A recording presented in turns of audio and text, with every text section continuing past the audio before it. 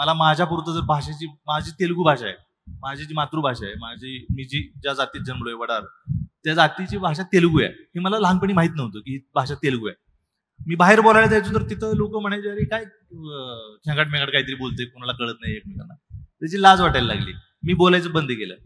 घरच्यांनी पण, मी घरच्यांनाही आग्रह धरला की तुम्ही मला चार माणसात मला वडरीत बोलायचं नाही, तेलुगूत बोलायचं नाही. त्यावेळेस ती वडरीत होती, तेलुगू नव्हती.